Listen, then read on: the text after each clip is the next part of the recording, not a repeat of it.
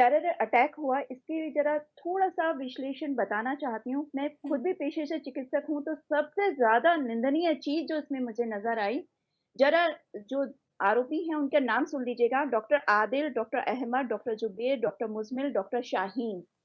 मतलब सारे के सारे एमबीबीएस डॉक्टर हैं। तो सोचिए आप व्हाइट डॉक्टर टेररिज्म देख रहे हैं। बिल्कुल। मतलब आप इमेजिन करिए कि एप्रिन पहने मैं आपके सामने खड़ी हूँ और मेरे हाथ में बम हो और मैं एक कार लेके चल रही हूँ जिसमें मैंने 250 किलो के करीब विस्फोटक रखा हुआ है और मैं इस माइंडसेट के साथ चल रही हूँ कि मैं जितनी से ज्यादा लोगों को मार सकूं उतनों को मारूं।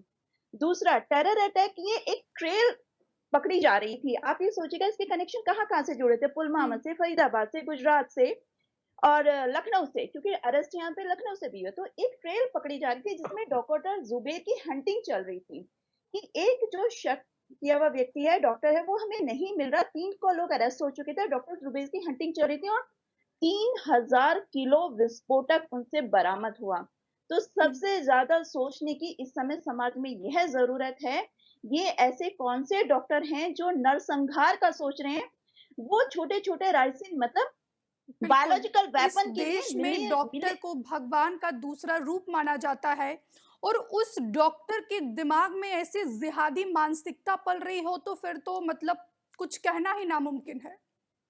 और रिद्धि जी, आप ये बात समझिएगा, ये जो डॉक्टर हैं इन्होंने एमबीबीएस की होगी। इंटर्नशिप में हम लोग ड्यूटी करते हैं। ड्यूटी का हुँ, मतलब होता है उसमें हमें ऑर्डर फॉलो करने होते हैं, इंजेक्शंस भी देना होता है और दवाइयाँ भी देनी होती है। तो आखिर जो ये माइंडसेट इतने बड़े नरसंहार के साथ कर रहे हैं, तो जब ये एमबीबीएस कर रहे थे, तब इन्होंने क्या किया होगा?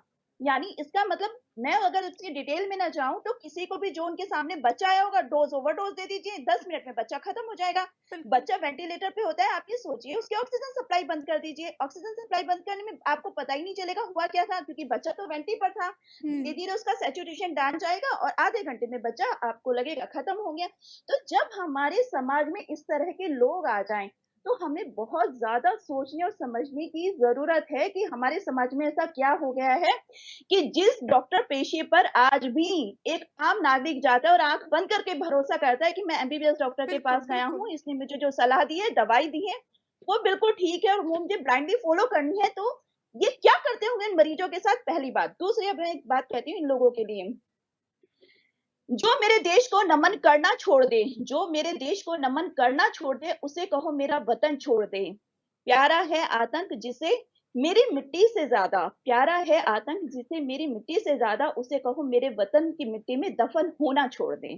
क्योंकि वो लोग ये लोग हैं जो देश की ना तो जनता के साथ है, देश की आईडी इनके पास है, वो देश के नागरिक हैं, लेकिन बिल्कुल। किन हाथों ये बिक गए हैं और क्या चोला इन्होंने ओढ़ा हुआ है और इनका माइंडसेट क्या है, यहाँ सोचने की आवश्यकता है। दूसरी बात, अभी जब मैं आपसे बात कर रही थी, आपके मूल प्रश्न पर आ रही हूँ। मूल जी, प्रश्न में आप जल्दी ये से। सोचिएगा कि ये डॉक्टर ज़ुबैर की जब ये कार में ब्लास्ट हुआ, एक आतंकी है, एक ट्रेल पकड़ी जा रही है, उसे ढूँढा जा रहा है, अचानक से एक जगह ब्लास्ट होता है, तो यह समझाता है कि उस व्यक्ति को ये लगा कि अब मैं अरेस्ट होने वाला ठीक हूँ है। एनआईए के थ्रू, तो हुँ, जाते-जाते कुछ करके ही मरूँ या हुँ, जाते-जाते कुछ तो कर जाऊँ। आखिर जब हमारा 3000 किलो विस्फोटक पकड़ा गया, हमारा जो पूरा प्लान था, वो 3/4 से ज़्यादा ठीक है। गवर्नमेंट को पता चल चुका है, तो ये जाते-जाते करी हुई एक साजिश ठीक है, है, जो ममता जी आपको यहाँ हमें दिख रही है। लौटूँगी दूसरे प्लान राउंड में बहुत आपके बड़ा पास। था।